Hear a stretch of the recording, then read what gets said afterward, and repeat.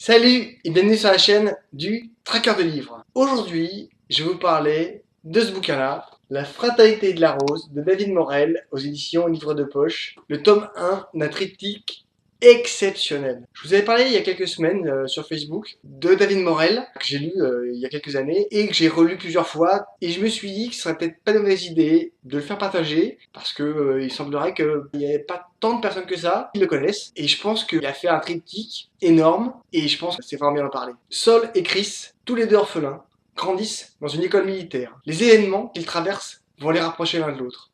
Ils se choisissent comme frères de sang et de cœur. Elliot, qui leur sert de père adoptif. À chaque fois qu'il passe les voir à l'école, il sort de ses poches des baby golf, des barres chocolatées que les deux enfants dévorent avec joie. Les années passent, les enfants deviennent des adolescents, puis les jeunes adultes pleins d'énergie. Elliot a développé un lien filial avec eux. C'est le père qu'ils n'ont plus. En plus de leur travail à l'académie, il les fait s'entraîner par les meilleurs professeurs. Elliot a un poste important au sein de la CIA. De nombreuses fois, il a refusé des promotions pour garder le poste qu'il occupe, responsable du service Action. Malgré les différentes élections, il est resté en place. Quand Saul et Chris atteignent l'âge requis, ils entrent à son service. Bien que très différents l'un de l'autre, ils exécutent leur mission avec brio. Après un certain nombre d'années, Chris décide de raccrocher. Saul reste. Il continue à protéger son pays et se débarrasse des nuisibles sous la tutelle d'Elliot. Une nouvelle mission d'Elliot arrive. Un ennemi de la nation à faire disparaître. Saul est responsable de la mission. Il l'a préparée de bout en bout. Avec l'expérience, il a appris à anticiper le pire. Enfin, c'est ce qu'il croyait.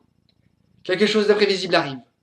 Au dernier moment, la mécanique parfaite s'est déréglée. Il manque sa cible. Il sait ce qui l'attend. Le monde des renseignements est sans appel. Une mission qui échoue, l'agent doit quitter le service. Saul est un professionnel. Il veut comprendre ce qui a pu se passer. Il fait des recherches sur celui qu'il devait faire disparaître. Il comprend que les renseignements sur sa cible étaient délibérément erronés. Cette mission n'aurait pas dû être. Il se met à chercher si ses précédentes missions étaient validées. Il échappe, par miracle, à une tentative de meurtre qui vient de son propre camp. Il doit retrouver Chris et mettre à jour ce qu'il subodore. Qui a pu donner l'ordre de le descendre? Qui savait où le trouver? Saul et Chris se retrouvent. Commence alors une course-poursuite absolument incroyable. Une chasse à l'homme hors norme. Quand deux experts en colère se réunissent et fondent sur leur proie, prêts à braver tous les codes des différents services Action pour mettre la main sur l'homme qui les a condamnés à mort. Une plongée époustouflante et éprouvante dans le monde de l'espionnage. L'auteur met en place des règles et des codes tellement réalistes qu'on en vient à se demander si cela peut être vrai.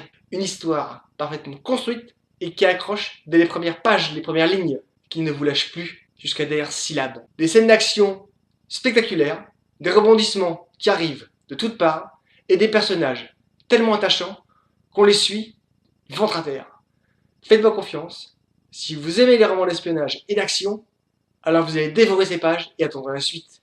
Il y a 3 livres. Les 2 premiers racontent 2 histoires bien distinctes. Le 3e réunit tous les protagonistes pour finir en nuit et brouillard.